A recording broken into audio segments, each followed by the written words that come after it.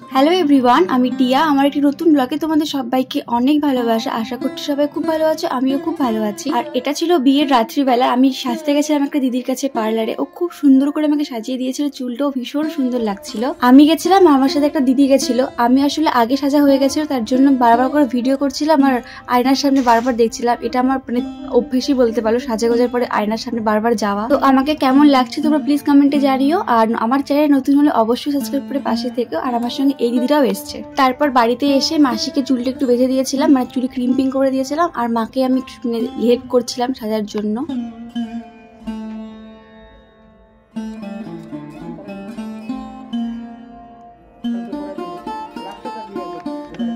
নালে বসা বসা লাগবে। তাও তো শ্যাম্পু করছি, গোটাটা এখন ঝুলাই দেব, লাস্ট অব্দি দিছো। সবাইকে হেল্প করার পর তারপরে গেছিলাম বিয়ে বাড়িতে। আর ওকে বিয়ের সাজে কি যে দারুণ লাগছিল দেখতে, খুব সুন্দর করে সাজিয়ে দিয়েছিল। ওর লুকটা কেমন ছিল সেটার জন্য আমি একটা ছবি এখানে অ্যাড করে দেব। এরই মধ্যে বড় চলে আসে।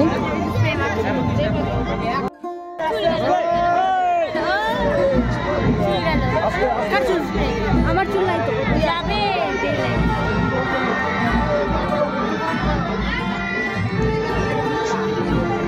আর ও এখানে বসেছে মাতৃপূজা করতে। মাতৃপূজা করলে নাকি কথা বলতে হয় না। আর এটা একটা বিয়েরই নিয়ম। আর এখানে সবাই চলে এসেছে, বিয়ে একটু পরে শুরু হবে। আর বড় এখানে বসেও গেছে। আর এখানে না একটা মিউজিক চলছিল। আমি কপিরাইটের ভয়ে মিউজিকটা উঠিয়ে দিয়েছি, যে জানি কপিরাইট চলে আসবে, তো একটু ম্যানেজ করে নাও। আর ওইদিকে আমার মা দিদা আছে। তারপরে গেছিলাম স্টার্টারে খেতে। ছিল ফুচকা, কফি, এগুলো খেয়েছি। এগুলো জানি, তার কি ছিল আমি জানি না। আমার জানো তো এই প্যান্ডেল হলুদ, লাল, নীল, হলুদ এই লাইট গুলো যে হয় খুব বাজে লাগে। একটা ছবি ভিডিও ভালোবাসে না। তো তারপর শুরু হয়ে যায় বিয়ে। দেখে নাও তো আগে, কত দেখবা দেখে নাও, তারপরে অন্য কোথাও যাবো আমি। দেখবা ওখান থেকে এখানে দেখবা ছবিটা।